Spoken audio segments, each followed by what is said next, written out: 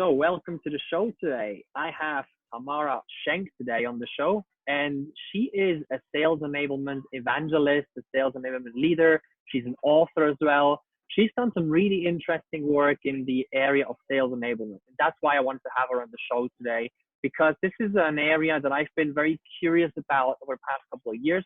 It's been an emerging topic. It's not the most common topic in Europe yet, especially not in Switzerland. In the US, I think it's a lot more developed, like many things. So I really wanted to pick your brain on that, dive a little bit into your story. So maybe let's start right there, Tamara. What's your story? What's the background story that makes up Tamara? So first of all, thanks for having me, Daniel. Really excited to talk about this and to share a lot more about sales enablement, why it's important today. So yeah, my story is regarding sales, very interesting, because when I grew up, sales actually didn't exist. So my father was an engineer. He had his office in the house, and he never mentioned the term customer at all. He had people who needed something from him.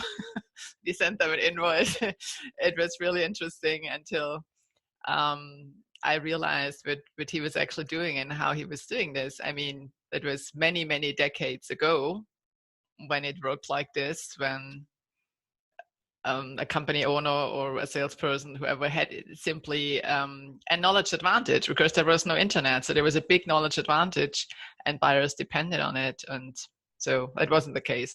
So I have a background of economics and IT. I had my own company with a partner right after university. So we did very technical stuff, software for just-in-time suppliers, automotive industry. And I did almost everything. And I wasn't even aware that I was actually selling what happened. And I was implementing stuff and delivering stuff and all the 9 yards. And then so this adventure ended. So we had very different opinions on where to go strategically. So that ended. And I started career as IT consultant, management consultant, and so on. And many years later, I ended up at T-System. It was a customer of mine from the consulting part. And I first had a role around strategy implementations, a more corporate role. And I could oversee a lot of programs in the different functions. It's very important to learn how such a very, very big organization actually works. And then I was back in sales. And soon after, I was asked to co-lead a restructuring of the salesforce. And I mean, long story short, a few hundred people were made redundant, and the quota was increased for the remaining salesforce. And then when I started asking myself, okay, what are we doing? How do we help the remaining salesforce to achieve an even higher goal? Revenue, profit, bookings, all of that. And then I started to look at this, and what I found is there was actually not a lot available for them in terms of content, of messaging, of tools they could use. And then looking deeper into it, a lot of the stuff was already existing, but it was honestly at 35 different places. So when I then started to ask our top salespeople, how do you do this? Where do you get the content from? What you need, the messaging, the stuff, how do you work? How do you make that work? They weren't even aware that all these 35 different places existed. So, and that made me think, okay, something is really not working that well. So what I found out, so the top performers, they simply use what they have on their laptop, what worked last week, last deal. They share it with their peers. And it heavily depends on the sales managers, how they lead their teams, if there's a sharing best practice culture or not.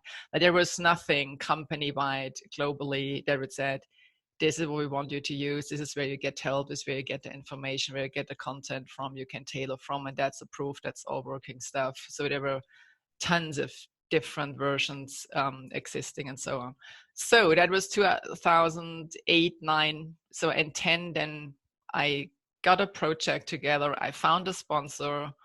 We got the money together. We worked we tackled this from two perspectives, putting everything on one central platform. applying a business logic, how sellers would look for content, not how it's designed by a product, but how sellers would look at it from a buyer perspective. And then in the second step, really looking into the content, because it was this time, it is everything went into the cloud from an IT services outsourcing perspective. So this is when deals become really, really challenging, because a cost saving as such was no longer a winning advantage.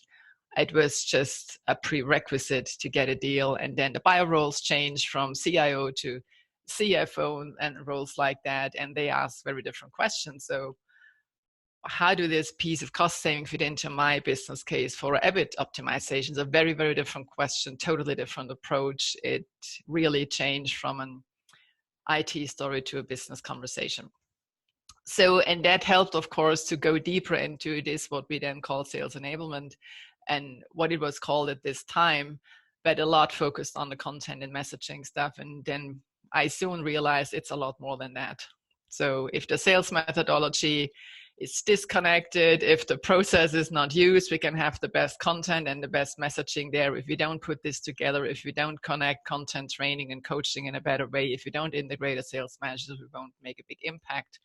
So I worked hard on getting a business case together, and then we got a new SVP Global Sales Operations, and he was very interested in that, something that put it all together. So then the next step was really to work more to put this from in a sales perspective, to look at it. What's the foundation sales operations has already laid out in terms of process, technology, and all the principles and rules, how a sales organization works? How do we make sure that training is really connected to the content that has been created, that the messaging is available from a content perspective, but we also have related training that people learn how to use it. And very important, how do we make sure that sales managers actually develop to be better coaches? Because you can't work against the whole layer of sales management, and it's stupid, but it happens every single day, because they work with their teams on a daily basis. So if they are not on the same page, and if they don't coach at all, or if they coach in a different direction, nothing will ever manifest. Yeah, that won't work. So that was a big, big learning. So from today's perspective, starting with the sales managers a bit earlier is really important. So yeah, I've done this until 2013. And then there was again a big restructuring in the company. I said, okay, it's time for something new. And this is when I became an analyst then for the last couple of years at CS Insights, looking at the same topic on a global level from a research perspective. Very interesting. So you kind of like started more as a specialist in that sense, and then going into setting it up from a management perspective, and then basically zooming out another level of basically what you call the analyst, understanding the whole marketplace and understanding a whole bunch of companies basically in that marketplace. So I really want to dive into this topic, obviously, of sales enablement today. And my first question is, like what you described as sales enablement, isn't that just the job of the sales manager? Or like how does it distinguish between this is basically what a good sales manager does versus the function of sales enablement? That's a great question. This is where things get mixed up a lot. So sales management is an execution role. So they have the responsibility to so-called make the numbers. Yeah. So sales enablement is actually a support function as sales operation. These are, people don't like the term, but they are support functions because they don't have the direct responsibility for the numbers. They have an indirect responsibility to do everything to help sales management and the sales teams to make the numbers. So that's from a structural perspective really important to understand. So now if you ask a sales manager what they do throughout the week, the first thing is we have no time. And that's really have no time because they are actually working in three ways. They have to lead their teams. Hopefully they also coach their teams, but coaching is only a part of the people who work with the team. They have to allocate resources. They have a lot of internal conversations to prioritize deals, to get internal resources to move deals forward. They work with the customers to align strategies, especially in the large accounts. And they also have the internal work with sales operations, about the numbers, the forecasting, the reporting, and also, of course, troubleshooting. So these are all the three things they work on. Now, can we put on them a lot more and say, this is, you have to roll out training, you have to make sure the content is the right thing, you have to make sure that you're actually able to do this. That's way too much. So I think this is really important, that enabling, and this is what we always define, what's also defined in my book about that, sales enablement is really not only about salespeople, but their managers as well. Actually, it's about customer-facing professionals and their managers. I love that distinction because you're so right. You know, the question is, I mean, you probably could say theoretically, okay, let's make this the sales manager's job. The question is, how effective would it be, right? Because, you know, at the end of the day, it doesn't help to overload people with more stuff, especially if, you know, operations in that sense, as you, I think, called it, or execution, and then the actual support. These are also two fundamentally different.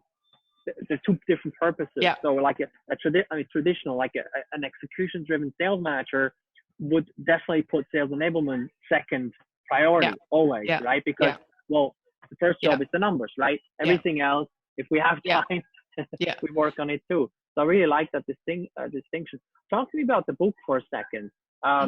What's the book about? First of all, what's the title so people can Amazon Google it? That's that. But then what is it really about? And for like, why did you write it? What's the purpose of it? So the book is called Sales Enablement. So it's co-authored with Byron Matthews. So if you Google Byron Matthews, Tamara Schenk, Sales Enablement, you will find it on Amazon. It's called How to Engage, Equip, and Empower a World-Class sales organization or salesforce. And it's really important. It's about engagement. It's about equipping, enabling, developing, whatever you prefer, and then also empowering a sales force. And the book really is a foundational book on what sales enablement really is all about. It's just a strategic discipline to increase predictable sales results by integrated and consistent sales enablement services for customer-facing professionals and sales managers along the customer's path.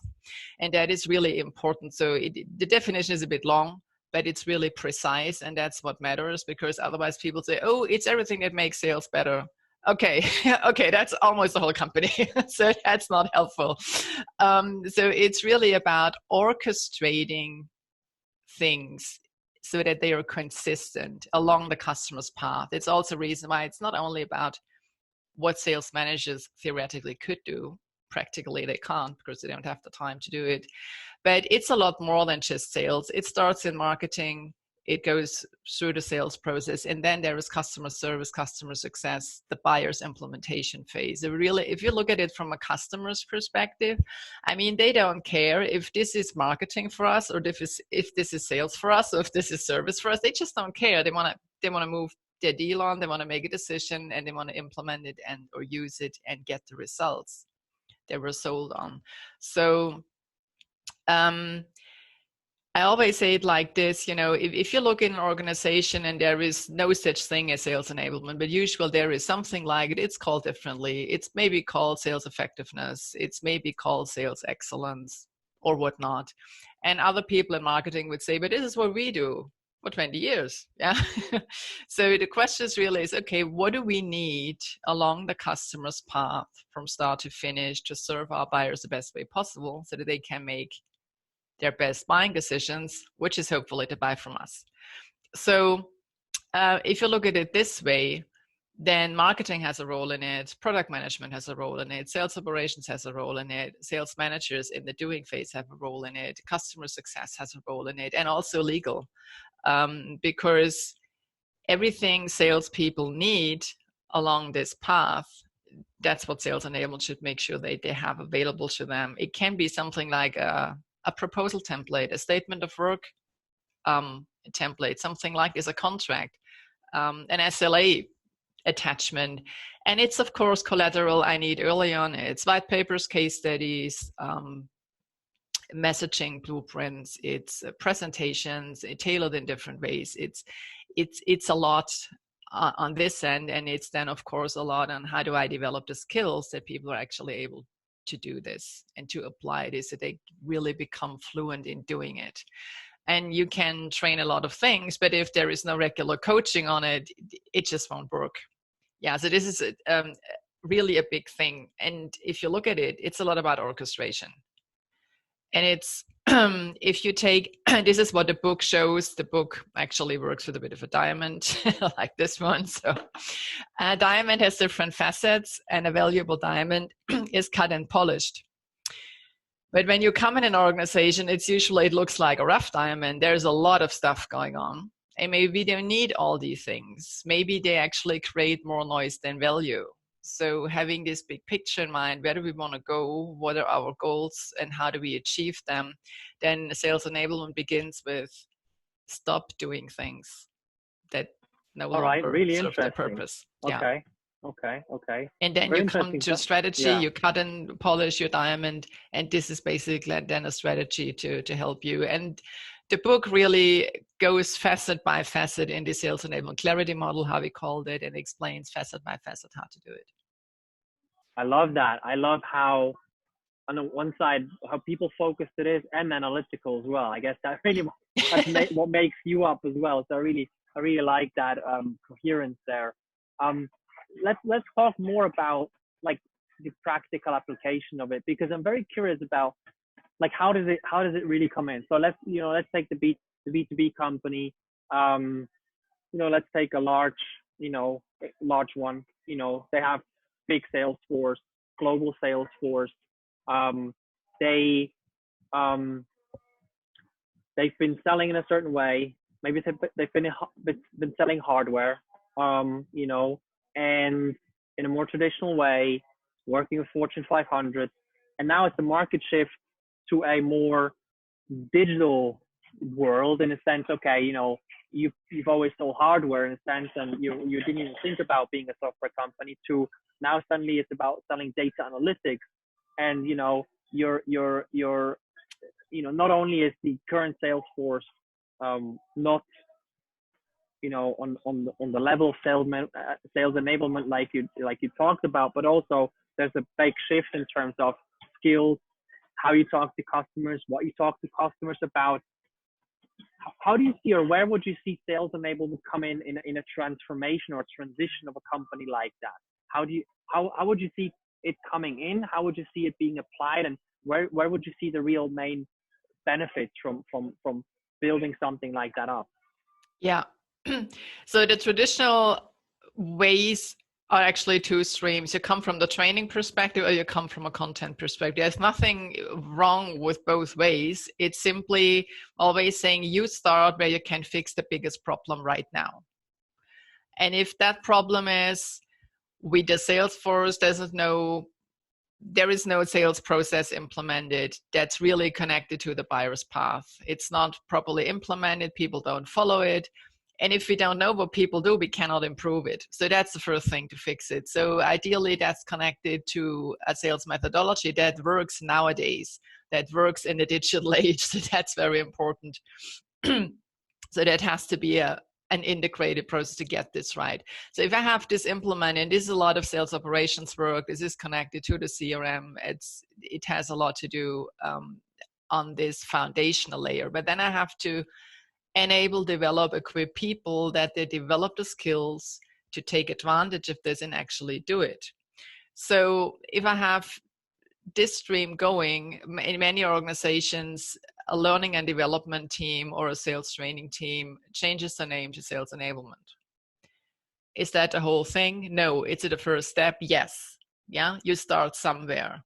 But then you realize, okay, now we have implemented that. We have probably rolled out the right things. We have done the right program. So people are equipped. Now, how do I make sure that there is an ongoing coaching? So this is where I should always early on take my sales managers on board and bring them on the same page and work with them the same way to learn from them what are the biggest problems, to help them when we develop a strategy, and then to help them, hey guys, you should really be coaching along those lines. So how can we help you to become better coaches to do that.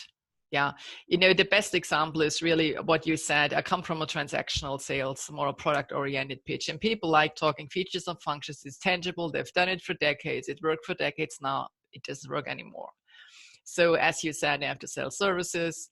It's not tangible. What do we show? So it's what we had. You know, people went 10 years ago, 12 years ago, they were selling outsourcing services by guiding people through a data center. Now everything is in the cloud, so it's really no longer working this way. So how do we make this tangible? And it's really about having a business conversation. And that usually changes the buyer role. So I don't talk to a functional head who has a budget and it's probably interesting cost saving. Is more about, I'm talking to a business function and they want to solve a problem. They want to see a certain business value and they want to have this quantified. So it's a business conversation. And I mean, if you don't feel comfortable in having that because you didn't do it so far, you avoid it. It's natural. We all do that. So we really have to help people to do that. And one piece is, you have to give them the right messages and the right piece of content that's prepared this way, but then they have to learn how to do it. And this is often when you have a sales enablement function that starts from a content perspective, you know, they provide all the right content, all the right messaging, then it's not implemented with a related training and there is no impact at all because people don't know how to apply it. And then if sales managers are not on the same page, it's not working. Sales enablement is a lot about integration, about orchestration to really make sure that all these different things are really connected to each other. That doesn't make it an easy job.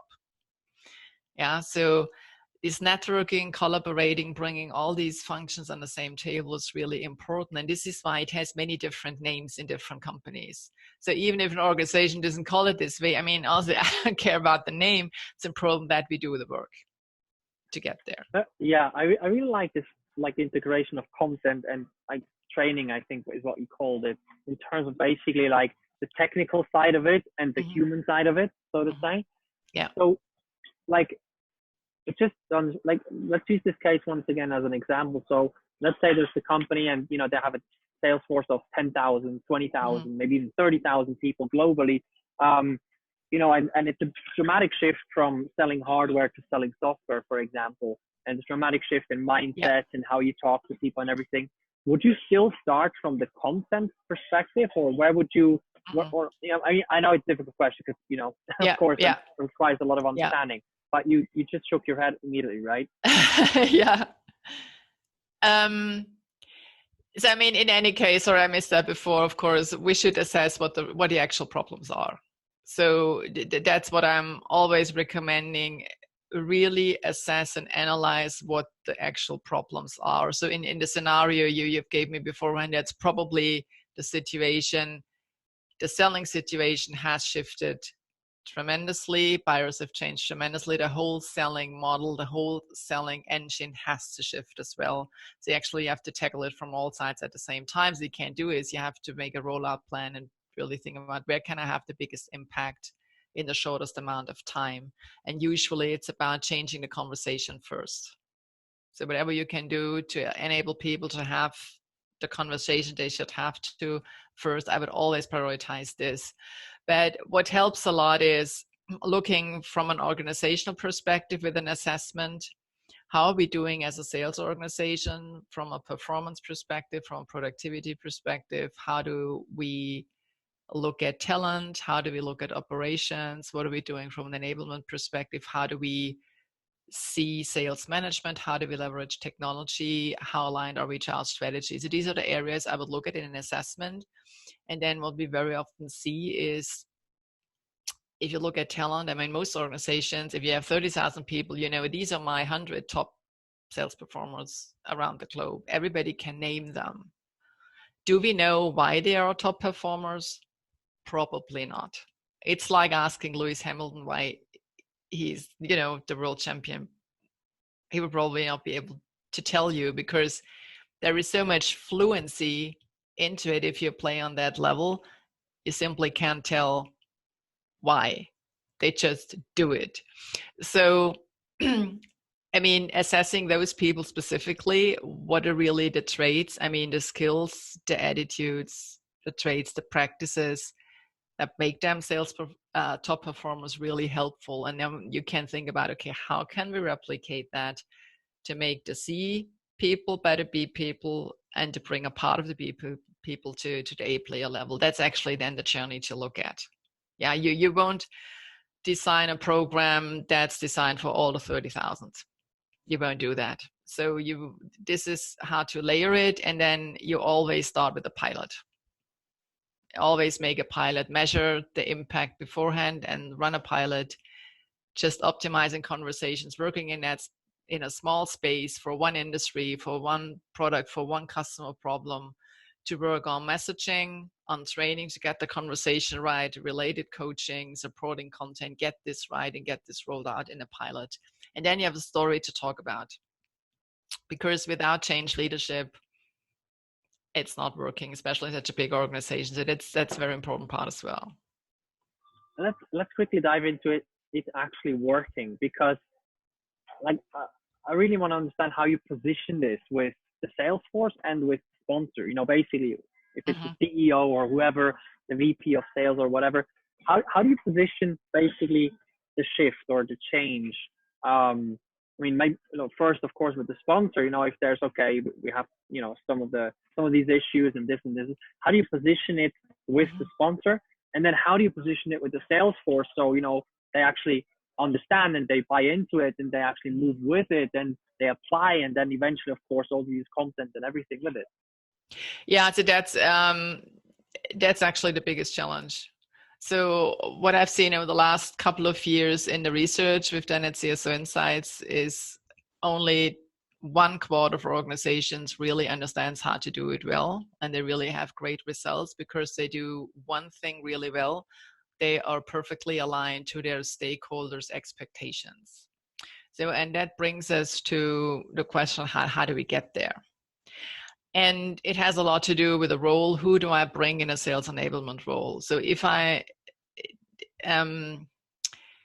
bring a program manager into that role, he or she will manage a program. So what I really need here is a business leader who can have a business level conversation, because it really is a business level discipline and function. So how to do it. So there's also a lot in the book. There's a whole chapter on how to set this up, what we call create a charter, call it a business plan, doesn't matter, but have a strategic outline of it. It begins with having the conversations with these senior executive sponsors. It's not only a sales leader, it's the marketing leader, it's the customer success, customer service leader, talk to sales ops and a select set of sales managers and also IT to get a bigger picture. It's important to know what are the strategic initiatives we've already out in the company. And then it's important to understand for these senior execs, what are the metrics they are measured on? What are the goals they have to achieve within the next 12 to 18 months, or even only 9 or 12 months? So that's really important. This is where I want to be aligned to. So if it's this, what we experience in sales all the time. If I sound like somebody who manages a program, I will be delegated down to somebody who can manage a program. I'm back at that level, but I'm not on the business level. But if I have a conversation around, okay, there is a 10% growth goal. If you look at our data from last year, we are far away from being able to achieve that. We have decreasing quota attainment. Our win rates are flat. So how can we tackle this? And we definitely have to do something very differently than before. Would you agree to this? You probably would. Then we would say, okay, what do we need to do to get there? So here's an assessment, what we've done. This is what we've learned. These are the maybe 3 focus areas. So where do we want to focus on right now to make that change happen? So this is the kind of conversation that's really needed. And very often that doesn't happen because sales enablement is then perceived as, I implement a piece of technology. Then you are treated like a one-off project. Okay, implement that piece of technology. We didn't create the value. It's probably not working, the whole thing. But it was just a part of it. And that's just really looking at it from that business level perspective. That's a challenge many organizations have challenges with. And this is great. I mean, what I love about it basically is you manufacture the buy-in into the first conversation, which into the assessment, because with the assessment you create part of the buy-in, or actually make sure that the buy-in is possible later on. And even with people buying into the assessment, they buy into the change and buy into the transformation. Let's talk field level, because, you know, top down is usually, you know, the approach, right? It's usually, okay, let's figure out the strategy, let's do this and let's implement it. Yeah. The problem is always the same. It's people who implement things, right? So, you're right. Absolutely. Let's talk about this. How do you make sure that, you know, the actual on the field, people say, this is great, this is so much better than what we've done, and this is making our life so much easier? Yeah. So it starts with, first of all, listening to them and giving them a voice on what's working, what's not working. It depends a little bit on the culture, what you get. But it's very important to talk to top performers and to talk to others. What are they struggling with? And sales managers can also tell a lot about that. That's also by integrating them, just listening to them. It's really, really important when you lay out your detailed strategy. And then with a pilot, I always try to work with people who buy into things very early. Could have said, oh, this is great. I want to know more about this when you do this, when you get this started. So I made it a habit to challenge things. I thought this is how we should do it with a handful of top performers. Is that something that would work? Would that be helpful for you? And they probably would say, yeah, I don't need it, but probably the rest will. I should tweak it a bit this way and this way. And this is then usually what we've done. And it was always a great help. So always have them as a sounding board, which is why a sounding board or an advisory board is really important, where you have your executive sponsors, but also people from the field who will tell you, no way, it's not going to work this way. Has to be a different one. And what usually happens with those things, if they are treated as a program, it's set on top.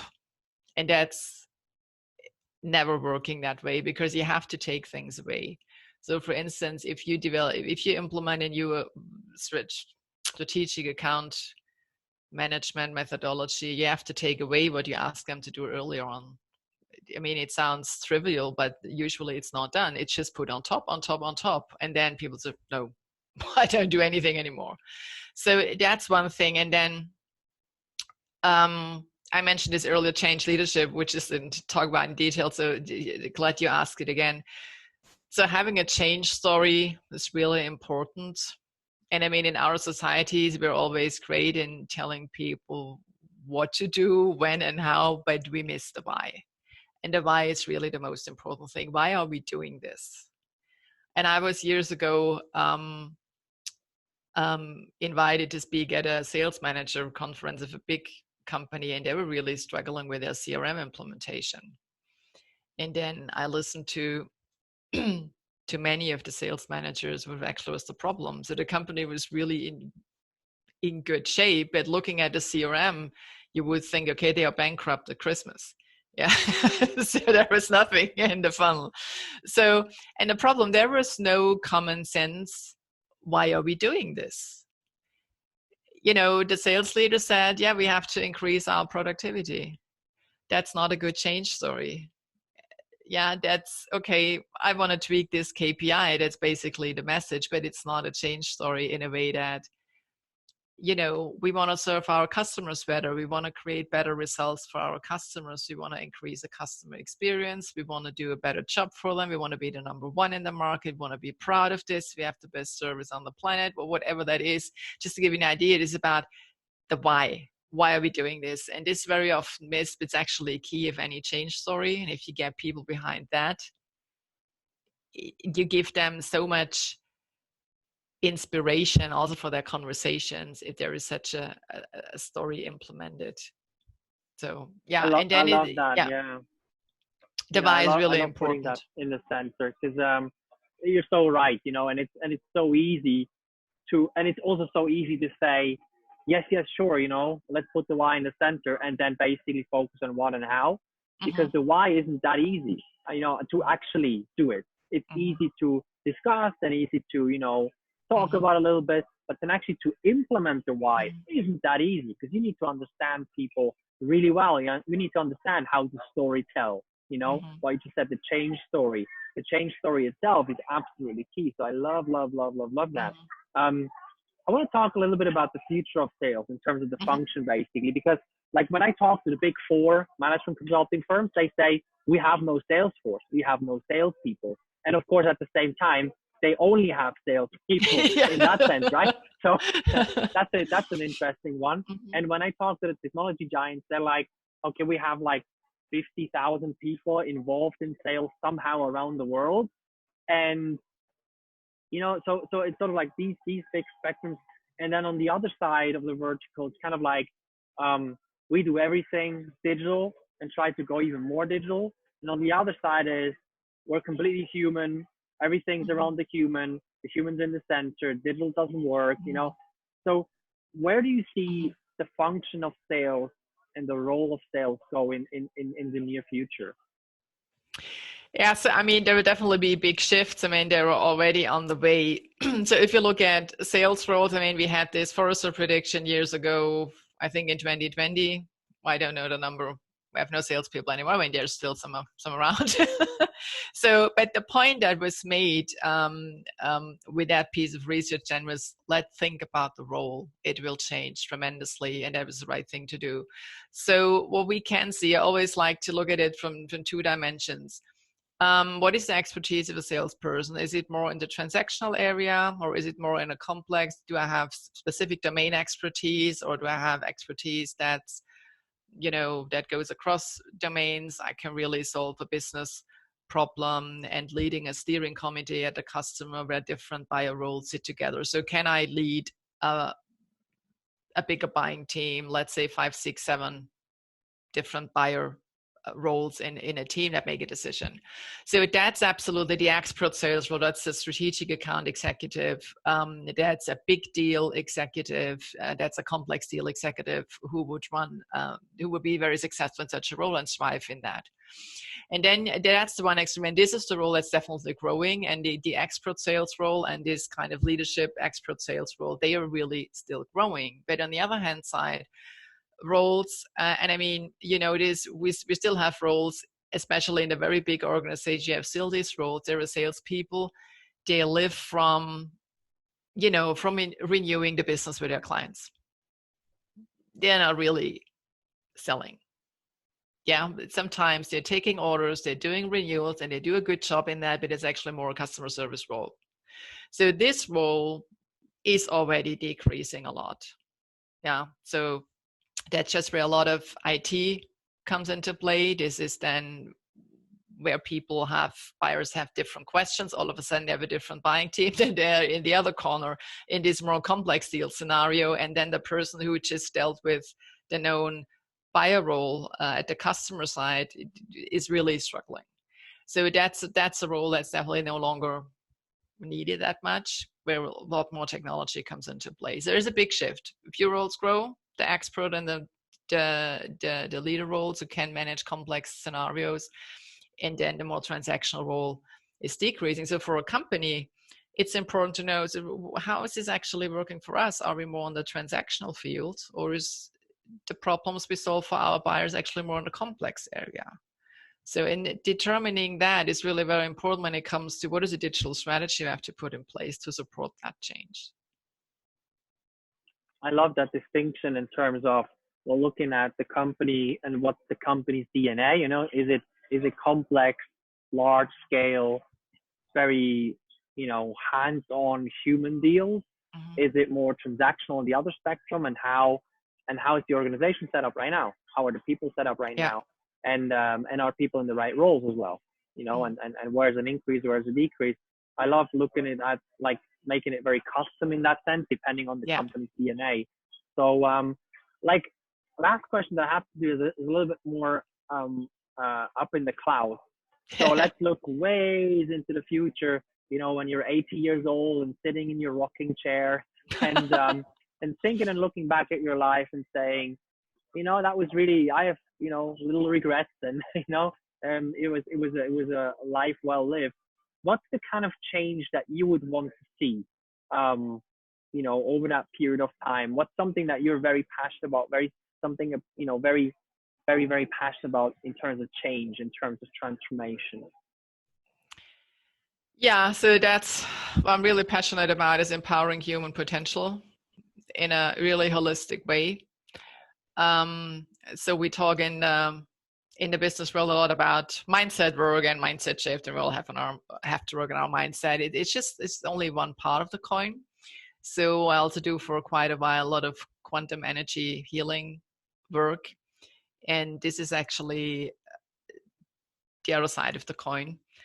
Because whatever mindset, thought form, belief, illusion, however you call it, what we have in our mind, what is the basis for the decisions we make, there are neural nets that wire together.